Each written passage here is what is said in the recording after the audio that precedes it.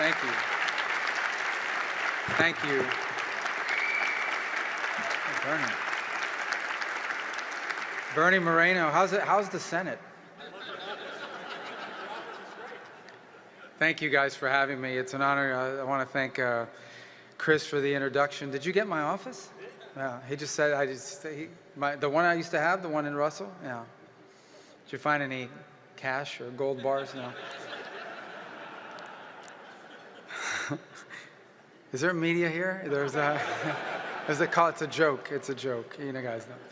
Thank you, Chris, for that introduction, and actually very proud of the work he did with us on the Small Business Committee, and Oren and everyone here in American Compass for hosting me here tonight. A couple observations of seeing someone. We really only got to serve together for like 10 days, you know, because I got confirmed pretty quickly. And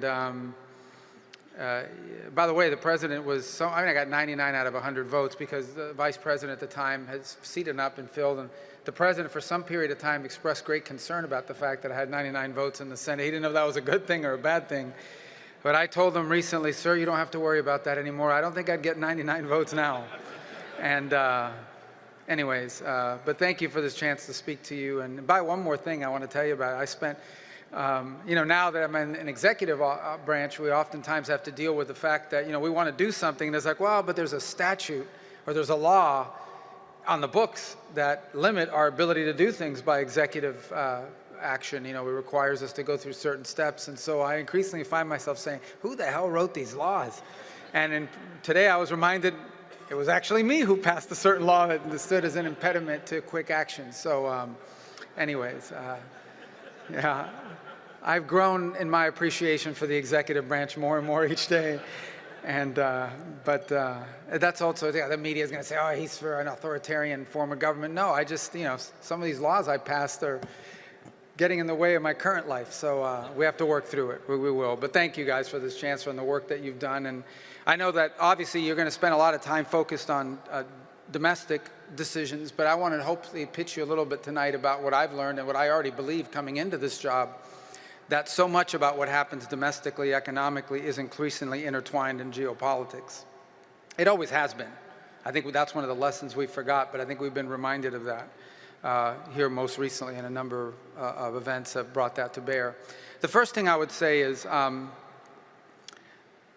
think it's always been true. One of the amazing things, one of the reasons why history repeats itself, people like to say that, is because human nature does not change. Technology's changed, what the clothes we wear change, even languages change, governments change, a lot of things change. But the one thing that is unchanged is human nature. It's the same today as it was 5,000 years ago, and that's one of the reasons why history often repeats itself.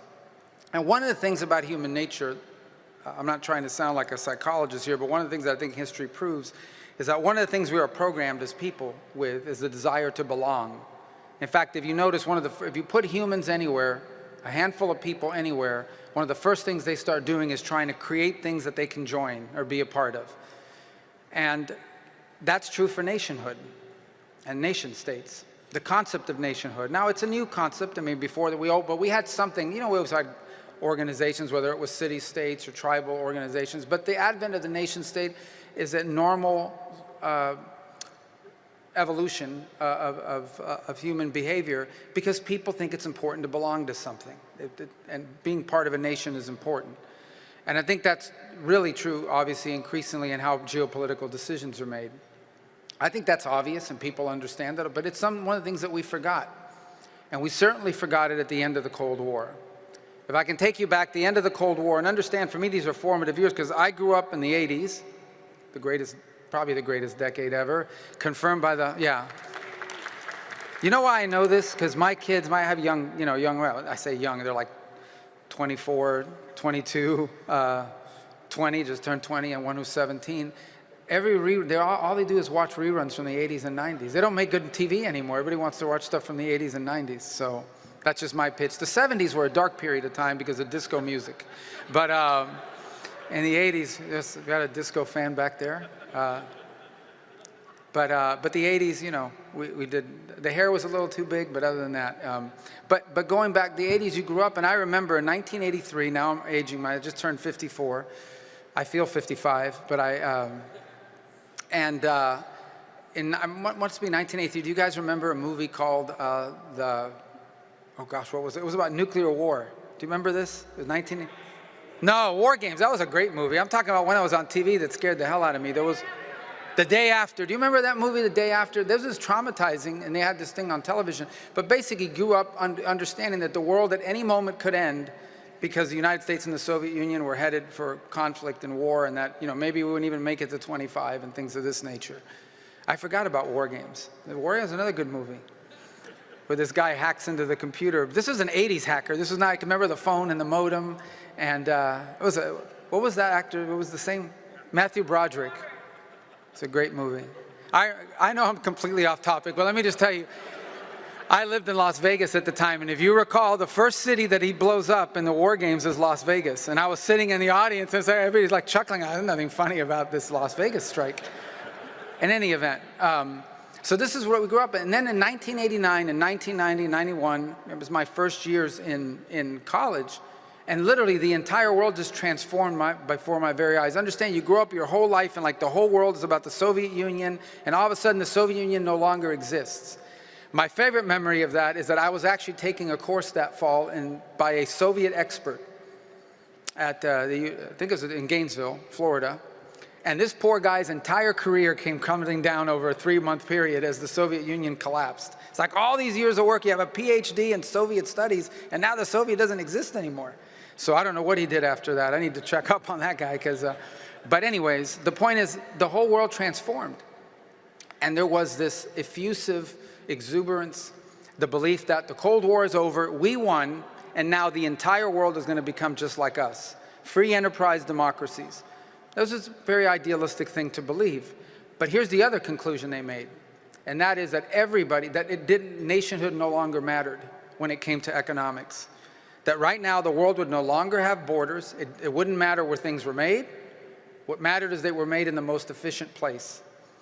And it became mantra, and look, I think it became part of Republican orthodoxy for a very long time, an orthodoxy that I came up in, which was, it's okay if productive capacity moves to another country, because what that will do is it will free up our workers to do work that's even more productive and pays them more. It was the famous or the infamous idea that who cares that you lost your job at a factory, you're going to learn how to code, and then you're going to make a lot more money doing that. Well, it was completely unrealistic, number one, and became incredibly disruptive if that decision was made. But here's the other implication of it. It robbed the nation of its industrial capacity, of its ability to make things. And its industrial capacity and its ability to make things has two ramifications. The first is it hurts your economy. It hurts your country. It robs people of jobs, and the transition is not nearly as easy, but it also ends up becoming corrosive and destructive to communities. And as a result, we had a Rust Belt. We had places that were gutted.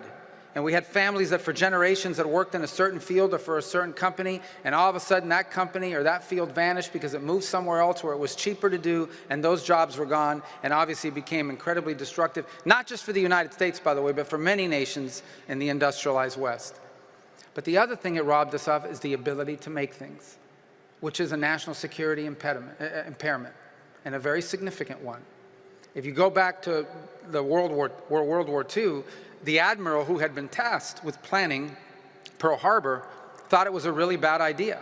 He went through and obviously followed orders, but he thought it was a very bad idea because he had spent a substantial amount of time studying in the United States when he was younger.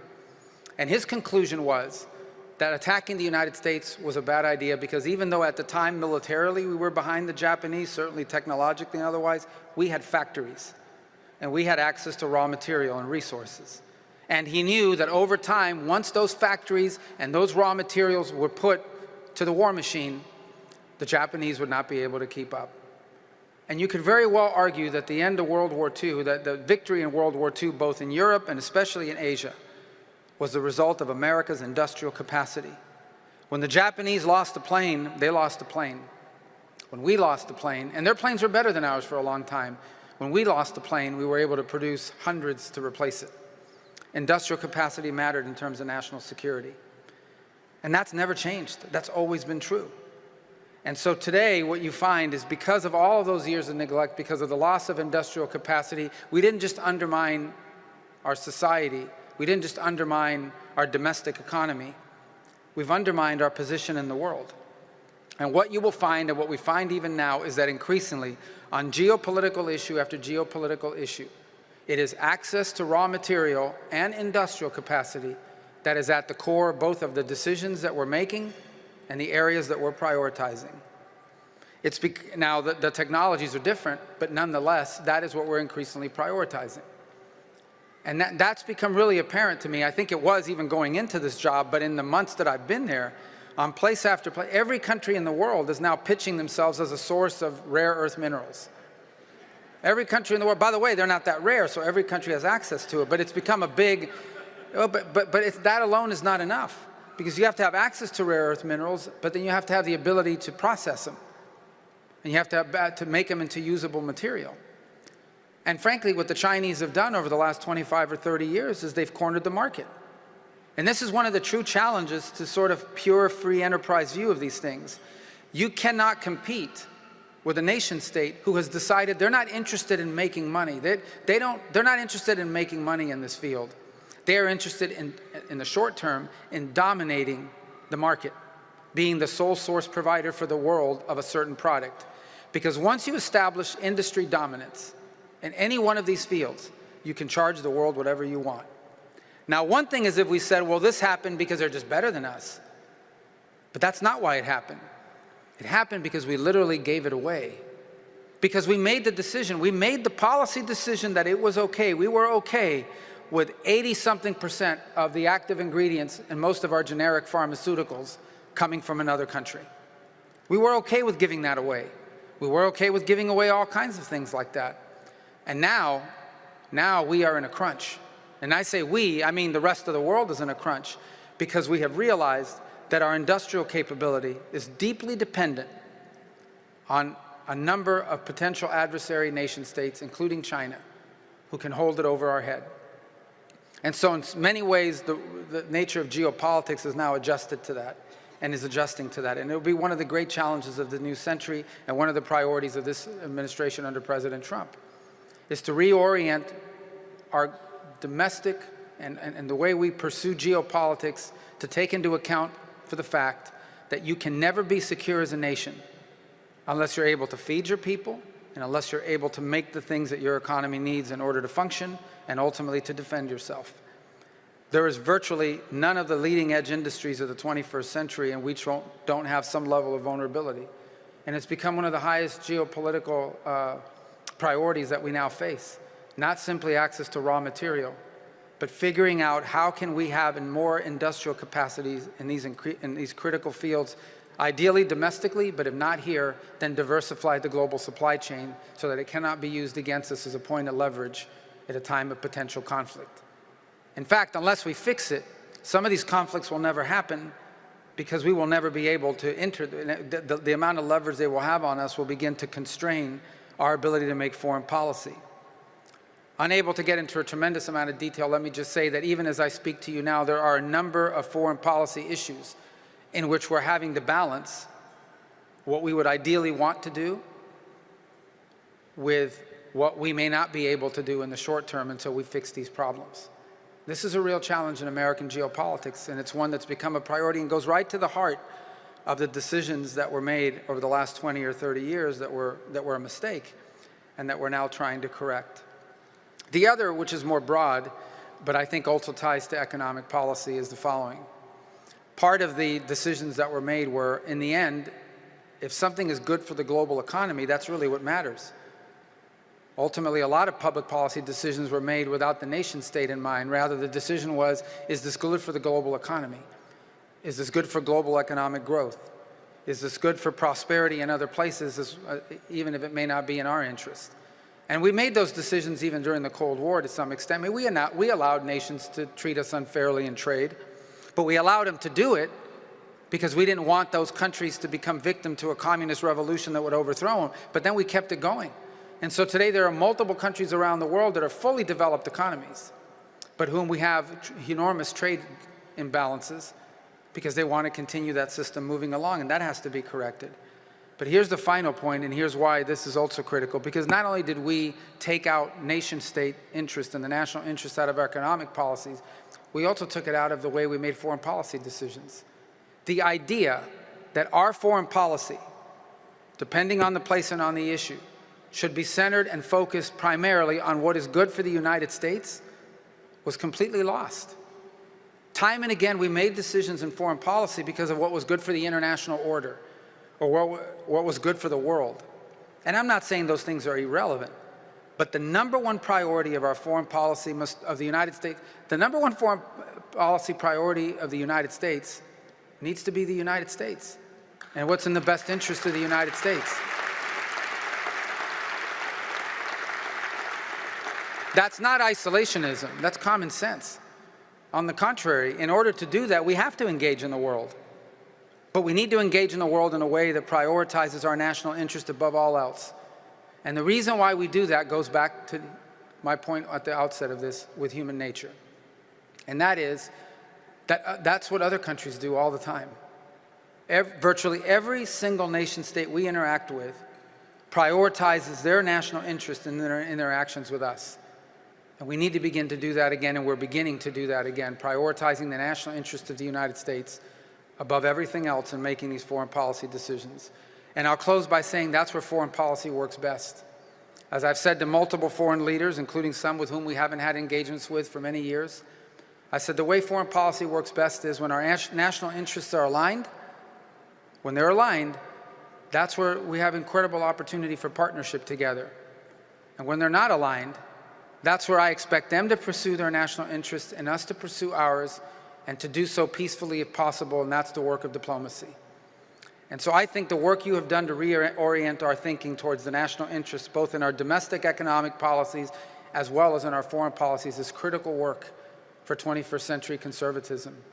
And I thank you for all the work you've provided. You've done great work. When no one else was talking about these things, when no one else was providing the material that allowed us to build public policy and challenge thinking, you were doing it. And I encourage you to continue to do it, because this is going to be the work of a generation. There's still much work to be done. We are in the midst of an important and long overdue realignment in our thinking in American politics. And it takes organizations like American Compass to drive the innovation and the thinking. And we appreciate everything you've done up to this point and encourage you to continue to do that. And one of the people who has really been a leader in this regard, someone who I actually got to know as part of this project and this thinking, back when he was only a best-selling author and not even a political figure yet, is our current vice president, who is doing a phenomenal job, and someone who I've grown tremendous, my admiration for him has grown tremendously. I admired him before. I admired him in the Senate. I admire him a lot more now as vice president, because I think vice presidents are just more impressive than senators, Bernie. That's how I can say that now that I got 99 votes. I don't need their votes anymore. But the vice president's doing a phenomenal job, and I think is one of the most powerful and clearest voices in the world, really at the edge, at the leading edge of this new thinking in American politics. And it's my honor to serve with him in this administration, and it's my honor to invite him onto the stage now to speak to all of you. So thank you for the opportunity to be here. Ladies and gentlemen, the Vice President of the United States, JD Vance.